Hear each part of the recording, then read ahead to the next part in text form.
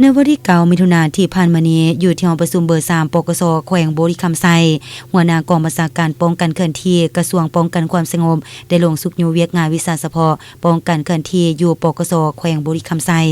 โดยให้เกียรติเข้าร่วมเป็นประธานของทานพลจตวาภูลสวรรค์พันธาเสนาหัวหน้ากองบัญชาการป้องกันเคลื่อนที่กระทรวงป้องกันความสงบมีท่านพันเอกคำพรแสงสลีจันทร์รองหัวหน้ากองบัญชาการปกสแขวงมีท่านพันโทไข่คำปัญญานุวงศ์หัวหน้ากองพันป้องกันเคลื่อนที่มีหัวหน้าห้องคณะกองพันพร้อมด้วยนายตำรวจขั้นบัญชากองห้อยหมวดหมู่ของกองพันป้องกันเคลื่อนที่ทั่วกำลังป้องกันความสงบแขวงเข้าร่วมที่ประชุมทานพันโทไข่คำปัญญานุวงศ์หัวหน้ากองพันป้องกันเคลื่อนที่ได้รายงานสภาพการจัดตั้งปฏิบัติหน้าที่เวกงานวิสาเฉพาะในระยะผ่านมาโดยรวมและยกให้เห็นที่ต่างพระบทบาทกองพันป้องกันเคลื่อนที่ซึ่งเป็นกองวิสาเฉพาะหนึ่งที่ขึ้นกับกองบัญชาการป้องกันความสงบแขวงบุรีคำไซมีพระบทบาทเทียบเท่าบดาห้องออมข้างเป็นเสนาธิการให้แก่กองบัญชาการปกสแขวง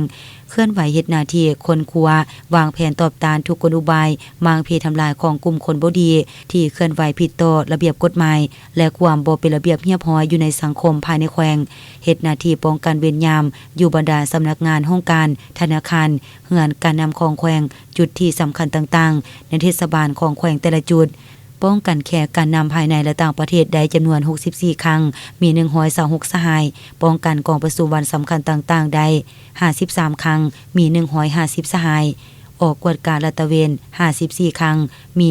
540สหายป้องกันขบวนคุมแห่รถการนำภายในและต่างประเทศจำนวน30ครั้งมี120สหายป้องกันอัฐิทหารอาสาสมัครเวียดนาม1ครั้งมี16สหายป้องกันเคลื่อนย้ายวัตถุมีค่า96ครั้งมี192สหายฝึกซ้อมยิงปืน1ครั้งมีผู้เข้าร่วม100สหายฝึกอบรมเวียกงานป้องกันที่ต่าง1ครั้งมีผู้เข้าร่วม45สหายฝึกซ้อมหัดแอร์เวียกงานการสลายประท้วง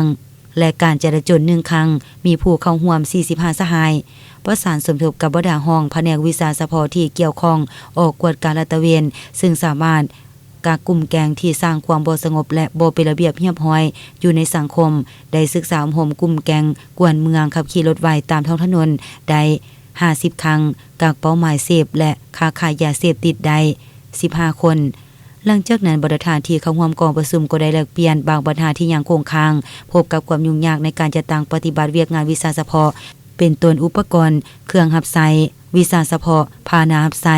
งบประมาณในการจัดตั้งปฏิบัติเวียกงานวิสาเฉพาะอย่างบ่เพียงพอ